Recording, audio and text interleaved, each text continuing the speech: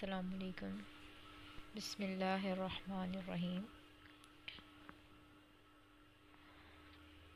آج جو ہے اس ویڈیو بنانے کا مقصد یہی ہے کہ ہم کہاں ہیں مسلمان۔ بہت دکھ، بہت تکلیف، بہت اذیت ہوتی ہے اپنے حالات کو دیکھ کر۔ جو ہمارے موجودہ حالات ہیں انہیں دیکھ کر دل بھر آتا ہے۔ بہت مستقبل کو دیکھ کر بہت پریشانی ہوتی ہے کہ ہم لوگ کس طرف جا رہے ہیں۔ ہم لوگوں کو پتہ ہے کہ ہمارا اینڈ کیا ہے، ہمارا آخر کیا ہے، ہم لوگوں کو نہیں پتہ۔ ہمیں اس دنیا میں کس لیے بھیجا گیا تھا؟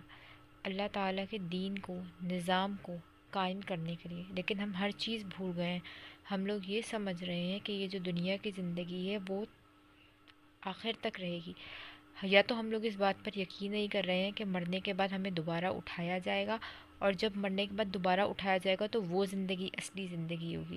وہاں پہ اللہ تعالیٰ ہم لوگوں سے حساب کتاب لیں گے ایک ایک چیز کا، کہ تمہیں اس دنیا میں بھیجا گیا تھا، تمہیں اس دنیا میں کس لیے بھیجا گیا تھا، تم نے اس دنیا میں کیا کیا ہے۔ اگر ہم اپنے آپ کو دیکھیں اور اگر ہم اس بات پر ایمان اور یقین رکھتے ہیں کہ مرنے کے بعد دوبارہ اٹھایا جائے گا اور اس وقت ہم سے سوال جواب پوچھے جائیں گے، اللہ تعالیٰ کی بارگاہ میں حاضر ہوں گے، تو کیا ہم اس قابل اپنے آپ کو سمجھتے ہیں کہ ہم ان سوالات کے جوابات دے سکیں گے؟ اور یہ جو 20 40 50 سال کی زندگی جو دی گئی ہے، ہمیں اس دنیا میں بھیجا گیا ہے، یہ زندگی ہمارے لیے ایک امتحان ہے۔ اس سے زیادہ یہ زندگی کچھ بھی نہیں ہے، ایک دھوکہ ہے، دھوکہ۔ آج فلسطین کے مسلمانوں کا جو حال دیکھ رہے ہیں، اتنی اذیت، اتنی تکلیف ہو رہی ہے کہ کس قدر ان پر ظلم ہو رہا ہے، اور سارے مسلمان بے بس ہیں، ہم لوگ کچھ کر نہیں سکتے۔ مطلب ہم میجورٹی ہو کر بھی، اتنی تعداد میں ہو کر بھی ہم لوگ کچھ کر نہیں سک رہے ہیں۔ ہم لوگوں کا مستقبل، اگر ہم لوگ نہیں سدھرے، اگر ہم لوگوں نے اللہ تعالیٰ کے دین کو، نظام کو قائم کرنے کی کوشش نہیں کری، اگر ہم لوگ اپنے آپ کو سیدھے راستے پر نہیں لے کر آئے، تو ہم لوگوں کا انجام بہت برا ہونے والا ہے۔ اس چیز کو ایکسیپٹ کریں۔ یہ اس طریقے سے اتنی چھوٹ، اتنی ہم نے سمجھ رکھا ہے کہ ہمیں چھوٹ دی ہوئی ہے، اس دنیا کے اندر بھیجا گیا ہے تو بس آزادی ہے بھائی، عیاشی کرو، جو چاہے کرو۔ ایسا نہیں ہے۔ اللہ تعالیٰ نے ہمیں کچھ دیر کے لیے مہلت اور ڈھیل دی ہوئی ہے۔ اس کے بعد جو پکڑ ہوتی ہے نا، وہ بہت سخت پکڑ ہوتی ہے۔ اس کا ہمیں اندازہ اس وقت ہوتا ہے جس وقت ہمارے ہاتھ سے ہر چیز نکل جا چکی ہوتی ہے۔ یہ جو حالات ہیں، موجودہ حالات ہیں، ہم لوگ اینڈ کی طرف جا رہے ہیں، اخیر کی طرف جا رہے ہیں، لیکن ہم لوگ سب کچھ دیکھتے ہوئے بھی نظر انداز کر رہے ہیں چیزوں کو۔ یہ جو ہے ہمارا جو فیوچر جا رہا ہے نا، وہ بہت برائٹ اور شائننگ فیوچر نہیں جا رہا جو ہم کہہ رہے ہیں ہمارا چمکدار روشن ستاروں کی طرح ہمارا مستقبل ہونے والا ہے۔ نہیں، ہمارا فیوچر جو ہے نا وہ بہت برا ہونے والا ہے۔ اب آپ یہاں پہ دیکھیں کہ یہاں پہ انہوں نے، یہودیوں نے کیا بولا ہے کہ مسیحا کے آنے والا سال کون سا ہوگا؟ 6000 سال ہوگا جس کے اندر مسیحا آئے گا۔ یہ 5784، یہ جو ہمارا 2023 چل رہا ہے، 6000 ایئرس۔ اگر ہم کیلکولیٹر سے حساب لگائیں تو 6000 سال میں سے مائنس کریں گے 5784 کو، تو ہمارے پاس، ویسے تو ہم یقین اسی چیز کے اوپر رکھتے ہیں کہ ہمارا جو ہے اللہ تعالیٰ کے حکم سے ہی ہر چیز ہونی ہے، اور بالکل ہم مسلمانوں کا ایمان ہے، یقین ہے، جس وقت اللہ کا حکم ہوگا اسی وقت ہی قیامت آئے گی، اس وقت ہی حضرت عیسیٰ علیہ السلام کو بھیجا جائے گا، اور اسی وقت دجال آئے گا جب اللہ کا حکم ہوگا۔ لیکن یہ جو مسلمانوں پر ظلم ہو رہے ہیں، اگر آپ اس چیز کی طرف تھوڑا سا غور کریں، فلسطین کی، یہ اپنی تیاری کر رہے ہیں اپنے مسیحا کو لے کر آنے کی، کہ اس نے آنا ہے، اس نے اپنی حکومت قائم کرنی ہے، ہیکل سلیمانی کو واپس سے جا کے انہوں نے تعمیر کرنا ہے مسجد اقصیٰ کی جگہ پر۔ اس وجہ سے یہ لوگ ظلم کرنا شروع ہو گئے ہیں اپنے، جو کہتے ہیں نا، وہ کہتے ہیں ہماری ایک ریاست بنے گی بہت بڑی، اس ریاست کے اندر آ کے وہ کنگ لا کر بٹھائیں گے، وہ جو کہتے ہیں نا دجال ہے، جو ہم شیطان ہے، جو کہتے ہیں وہ کنگ، وہ پھر آ کے جو ہے نا ہم سب لوگوں کو جو ہے نا اکٹھا کرے گا، اور یہودیوں کو مل کر جو ہے ہم پھر اس طریقے سے پوری دنیا کے اوپر جو ہے نا حکمرانی کریں گے۔ تو وہ لوگ اب تیاری میں شروع ہو گئے ہیں۔ اب ان کے حساب سے ان کے پاس جتنے سال ہیں وہ کتنے ہیں؟ 216 سال ہیں۔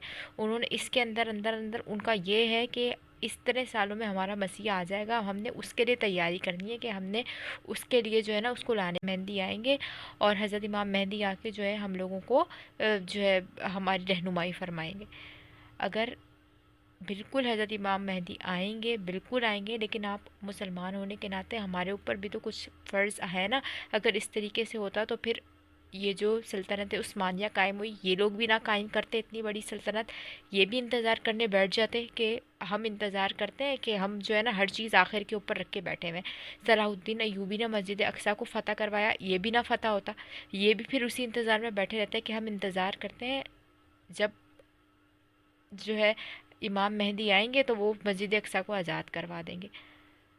جب وہ وقت آئے گا، وہ وقت آئے گا۔ ابھی تو مسلمانوں کو ضرورت ہے ایک ہونے کی، اپنے فرقہ وارانیت کو ختم کرنے کی، جو ہم آپس میں بٹے ہوئے ہیں، جو ہم لوگوں کے دل میں آپس میں نفرتیں ہیں، برائیاں آ گئی ہیں، ایک دوسرے سے اختلافات آ گئے ہیں، حسد آ گئے ہیں ایک دوسرے کے لیے، اور پتہ نہیں کیا کیا برائیاں ہمارے اندر پیدا ہو گئی ہیں۔ خاندانی نظام آہستہ آہستہ کر کے ختم کر رہے ہیں۔